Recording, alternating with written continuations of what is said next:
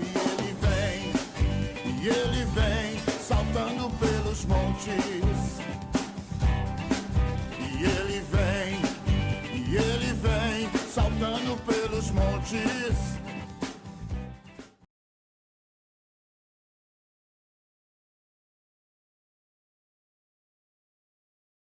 Olá, Agapinhos! Tudo bem com vocês? Que alegria, que felicidade estar aqui mais um dia para nós adorarmos ao Senhor junto. Hoje nós já estamos na lição 23 da nossa série A Revelação, uma série que está muito legal, tenho certeza que vocês estão gostando, estão anotando tudo e vamos adorar o Senhor? Vamos lá!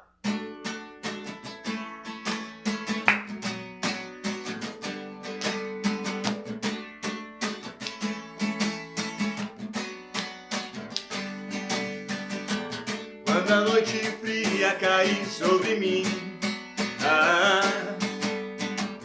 e no deserto eu me encontrar, me ver cercado por egípcios e faraó, sendo impedido de prosseguir. E eu sei que o seu fogo cairá sobre mim. Sei que o seu fogo cairá sobre mim e me levará em te confiar. E me levará em te confiar. Então eu direi, oh, abra-se o mar e eu passarei pulando e dançando em tua presença. Então eu direi, oh, abra-se o mar e eu passarei pulando e dançando em tua presença. E agora, por isso pule na presença do Rei. Por isso dance na presença do Rei. Por isso grite na presença do Rei. Eu corro, por isso eu corro na presença do Rei. Então eu direi, oh, abra-se o mar e eu passarei pulando e dançando em tua presença.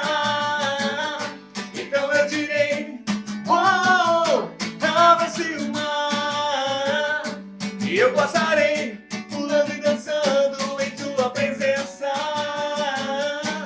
Senhor.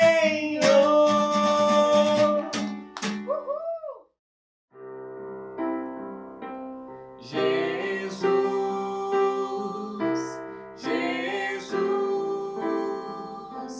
meu Salvador. Jesus, morreu por mim.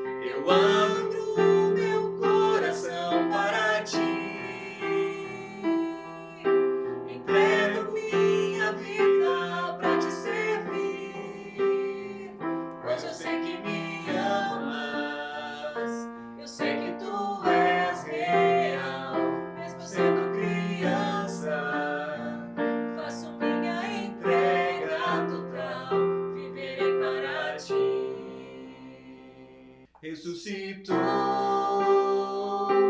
ressuscitou, meu Salvador, ressuscitou, voltará, voltará, voltará, meu Salvador, voltará. Por isso eu abro meu coração, Senhor. Eu abro meu coração para ti, entrego minha vida para te servir. Hoje eu sei que me amas, eu sei que tu és real, mesmo eu sendo criança. Faço minha entrega total, viverei para ti.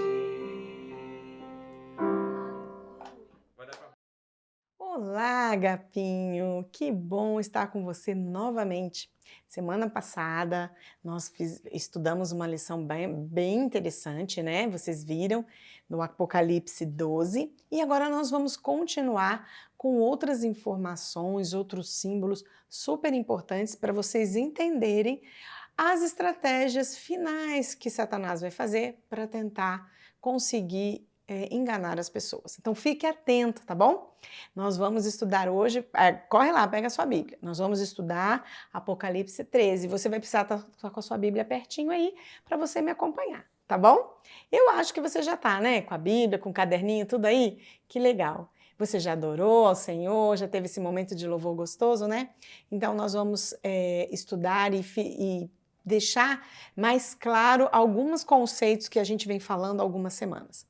Bem, o nosso versículo para decorar se encontra num livro que também foi escrito por João. Se encontra em 1 João 2:22 e é assim: quem é o mentiroso senão aquele que nega que Jesus é o Cristo? O anticristo é aquele que nega o Pai e o Filho. 1 João 2:22. Então fica atento com essa fala. O anticristo é aquele que nega o Pai e o Filho. Muito bem, então vamos lá. Vamos ler Apocalipse 13. Nós não vamos ler o capítulo inteiro, tá bom, crianças? A Raquelzinha vai colocar o texto aí, você pode acompanhar na sua Bíblia, mas nós vamos ler a princípio os primeiros 8 versículos. Vamos lá? Então diz assim: então observei que emergiu do mar uma besta, que tinha 10 chifres e 7 cabeças, e sobre os chifres 10 coroas, e em cada cabeça um nome de blasfêmia. E a besta que vi era semelhante a um leopardo, porém tinha pés como os de urso e boca como a de leão. O dragão passou à besta o seu poder, o seu trono e grande autoridade. Notei que uma das cabeças da besta parecia ter sofrido um golpe mortal. Contudo, tal ferimento de morte foi curado. E toda a humanidade ficou maravilhada e seguiu a besta. Passaram a adorar o dragão, o qual tinha transferido a autoridade à besta. Então todos também começaram a adorar a besta, exclamando: quem é semelhante à besta? Quem pode guerrear contra ela? A besta foi concedida uma boca para pronunciar palavras arrogantes e blasfemas, e lhe foi transmitida autoridade para realizar suas obras por 42 meses. Então abriu a boca em blasfêmias contra Deus e para amaldiçoar o seu nome, seu tabernáculo e os que habitam nos céus. Foi-lhe concedido também poder para guerrear contra os santos e vencê-los, e recebeu autoridade sobre toda tribo, povo, língua e nação. Todos os habitantes da terra adorarão a besta, ou seja, todos aqueles que não tiverem seus nomes escritos no livro da vida do Cordeiro, que foi imolado desde a criação do universo. Muito bem. Semana passada, daqui a pouco a gente vai falar outros versículos importantes desse capítulo. Pode deixar sua Bíblia aberta, tá bem? Primeira coisa super importante, apareceu aí no capítulo 13 e já tinha aparecido no capítulo 12. Você já deve ter se dado conta, não é verdade? Isso mesmo, o dragão. Semana passada, nós lemos que esse terrível dragão que João viu, ele representava quem? Satanás, não é verdade? Vocês lembram disso? Satanás era um lindo anjo no céu, mas ele deixou o orgulho entrar em seu coração e decidiu que queria ser como Deus. E então ele foi expulso do céu há muitos anos atrás, quando se rebelou contra Deus. E desde então, ele vem tentando tomar o lugar de Deus. Satanás quer se parecer com Deus e o pior, ele quer ser adorado como Deus. A questão é que ele não é Deus e nunca será Deus. Ele é mentiroso, ele é um impostor, isso é, ele é falso e está com seus dias contados aqui nessa terra. A Bíblia diz o seguinte sobre ele, lá em Isaías: como caíste do céu, ó estrela da manhã, filha da alva, como foste destruído, o que enfraqueceu as nações, pois tu disseste em teu coração: subirei ao céu, exaltarei o meu trono acima das estrelas de Deus. Também me assentarei no monte da congregação, nos lados do norte, subirei acima das alturas das nuvens. Serei como o Altíssimo. Isso daí a gente encontra em Isaías 14, de 12 a 14. Então, Satanás, desde que ele foi expulso, ele fica tentando ser igual a Deus. Inclusive, ele quis estragar a criação de Deus aqui na terra, fazendo o homem e a mulher acreditarem nas mentiras dele e pecarem. Mas Apocalipse 13, apesar de falar coisas tão, às vezes a gente não entende, mas por isso que a gente está fazendo essa lição, para vocês entenderem, Apocalipse 13 nos alerta que essa história de Satanás aqui vai terminar. A crise final nesse mundo será sobre adoração, Satanás tentando ser adorado. E a humanidade vai ser dividida claramente entre aqueles que adoram a Deus e aqueles que adoram Satanás. Não vai ter como você ficar disfarçando. Quem ama a Deus vai mostrar que ama a Deus. E quem não ama a Deus, quem adora Satanás, vai ficar claro que adora Satanás. Então, o que acontece? A Bíblia nos diz que o dragão, a besta do mar e a besta da terra querem a adoração e a autoridade que pertencem somente a Deus. Então eles vão enganar muito o ser humano para serem adorados. Então veja bem, antes nós falamos do dragão, lembra? Perseguindo a mulher que representava Israel? Agora o dragão recruta 2 ajudantes para se juntar a ele nessa guerra, tentando convencer os homens a adorá-lo.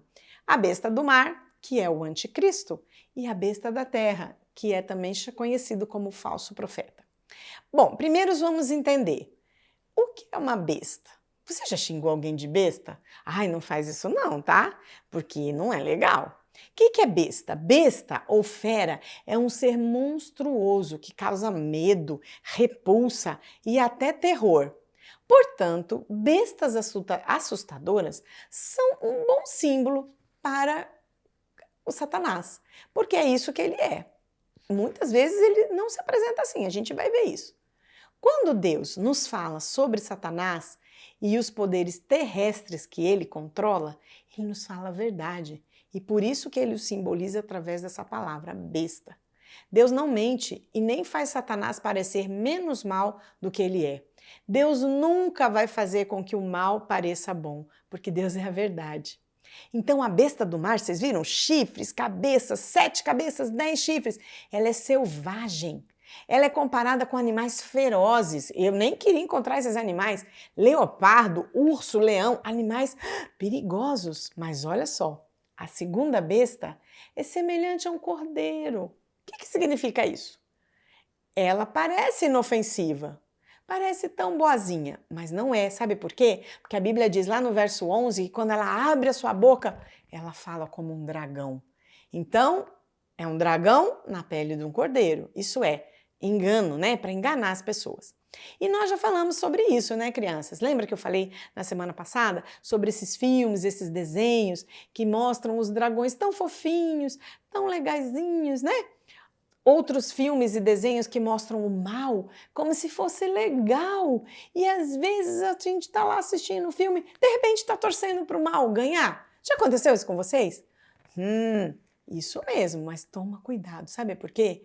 Porque isso são artimanhas que Satanás sutilmente vai usando para que o ser humano ache que é legal, o mal não é tão mal assim.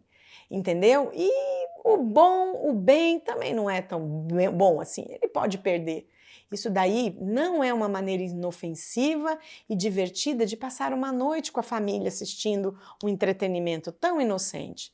Não, não, não, não, não. Esses filmes, esses desenhos são peças de uma doutrina maligna que é feita justamente para plantar uma sementinha na cabeça das crianças. E no fim elas vão pensar assim, talvez o diabo não é tão ruim assim, talvez o diabo não é tão perigoso assim. Mas olha, nada disso, não deixa nenhum acesso à sua mente ao engano de Satanás. Dragão, besta, Deus usou essas figuras para falar com João, justamente porque Satanás é destruidor, crianças. Bom, então vocês já estão entendendo muito bem o que significa enganar. O que é enganar, então? Fala para mim. Você já falou aí na sala? Enganar significa fazer alguém acreditar em algo que não é verdade. Você fala de com tanta propriedade que a pessoa começa a acreditar em você. Olha uma coisa, se você acredita de todo o coração que alguma coisa é verdade, isso faz essa coisa ser verdade?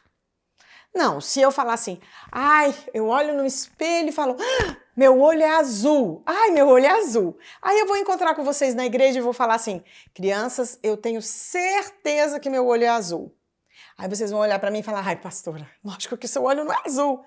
Sim, não é mesmo. Não adianta eu querer forçar e dizer, olha, eu acredito. Vocês podem não acreditar e dizer que meu olho é castanho, mas eu olho no espelho e vejo ele azul.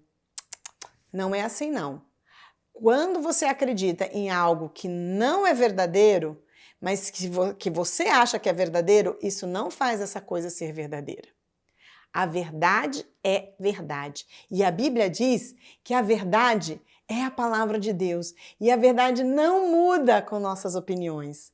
Então, a única maneira de nós sabermos se algo é de fato verdadeiro, se alguma doutrina, se algum ensinamento, se alguma fala, nós temos que testar essa fala com a palavra de Deus. Se nós não tivermos a palavra, a gente não vai conseguir testar. Então, nós não podemos confiar em nós mesmos, em nossas próprias ideias e também não podemos confiar em tudo que se fala por aí.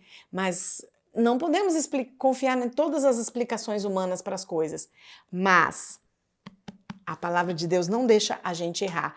E lembra o seguinte, que o mundo é o território do dragão. Tem várias pessoas no mundo que falam e pensam igual o dragão. E eles fazem a mesma coisa que ele fez. Eles enganam. Porque ele sempre foi enganador e foi por isso que ele saiu do céu. Tá certo? Vamos falar então de anticristo. O termo anticristo, como a gente leu em 1 João, vocês lembram? Significa exatamente aquele que nega o Pai e o Filho. Então nós vamos analisar as características e os símbolos desta besta do mar. Os animais, leopardo, urso e leão, as 7 cabeças, com as coroas, com as tiaras e os 10 chifres simbolizam o quê? Presta atenção. Crueldade, ferocidade, astúcia, pressa, força, que vem dos animais. Mas as cabeças e as coroas também significam poder, autoridade e governo em reinos e impérios desse mundo, conferidos pelo dragão. Então, essa figura do anticristo, que é uma pessoa ou um poder, ele tem influência e ele é feroz. Ele vai atrás dos interesses dele completamente. O poder dessa besta, o anticristo, não será só num lugar. Ela vai ter um poder global, envolvendo todo mundo. E na cabeça da besta, como diz o texto, havia um nome blasfemo. Você sabe o que é blasfêmia, crianças? É uma palavra meio diferente, né? A gente não usa essa palavra todo dia. Mas blasfêmia, anota aí no seu caderninho. Blasfêmia significa ofensa, difamação a um Deus. Então, quando ele diz que o nome da besta era blasfemo, é porque o nome da besta, esse nome do anticristo, vai insultar a Deus e a tudo que é sagrado, tá certo? Anota aí no seu caderno. Então, a besta, ela se autodenomina, o anticristo se autodenomina Deus. E ele vai enganar as pessoas querendo imitar alguns atributos de Deus. E olha só o que vai acontecer com ele, está lá no texto. Uma das suas cabeças, ele viu, João viu, com uma ferida fatal. Mas essa ferida, que era para a morte, foi curada. Então a gente sabe por esse texto que o anticristo vai ser atacado, vai ter uma ferida mortal, mas ele vai ser curado, vai ser restaurado. E esse episódio vai ser usado por Satanás, isto é, pelo dragão, para que as pessoas admirem essa besta, como se fosse um milagre. Tá vendo, criança? A gente tem que ficar atento, tá certo? E aí toda a humanidade vai falar, olha que milagre, ele se recuperou, e vai começar a adorar a besta. Olha só, eu quero ler para vocês um texto que a Raquel vai colocar aí, que se encontra em Tessalonicenses, só para vocês entenderem. Olha só o que Paulo disse lá na carta a essa igreja. Quanto à vinda de nosso Senhor Jesus Cristo e a nossa reunião com Ele, ninguém de modo algum vos engane, porque o dia não chegará sem que venha a primeira apostasia e seja revelado o homem da iniquidade, o filho da perdição, aquele que se opõe e se levanta contra tudo o que se chama Deus, ou é objeto de adoração, de sorte que se assenta no santuário de Deus, ostentando-se como Deus. A esse, cuja vinda é segundo a eficácia de Satanás, com todo o poder e sinais e prodígios de mentira, e com todo o engano da injustiça para os que perecem, porque não receberam o amor da verdade, para que pudessem ser salvos. Então, crianças, essa besta que é o anticristo, ele vai ter muito poder, e muitas pessoas vão ficar, assim, admiradas com esse poder, e não vão perceber que, na verdade, estão idolatrando algo que não é o Deus, um Deus de amor, o Deus criador, o Deus que mandou Jesus. Temos que ficar muito atentos, tá certo? Nosso coração não pode ter espaço para idolatria. E eu quero falar agora da besta da terra, aquela que parece um cordeiro, lembra? Um cordeiro disfarçado. A segunda besta, de aparência enganosamente inofensiva, é um falso profeta que vai exaltar a besta do mar, que é o anticristo. Juntos, dragão, falso profeta e anticristo formam uma trindade maligna tentando imitar a trindade divina. Olha como é Satanás, ele quer ficar imitando Deus em tudo. Então, esses três juntos são uma trindade maligna. A besta da terra cultua a besta do mar, que é o anticristo, e funciona como um ministro de propaganda dele. Ele vai falar bem dele para todo lugar, vai fazer sinais e maravilhas e até milagres, já falei para vocês, para enganar os homens. Essa besta promoverá que se faça uma imagem para a besta do mar, o anticristo, está escrito aqui na Bíblia. E quem não adorar essa imagem será morto. Gente, sabe que esse relato me faz lembrar?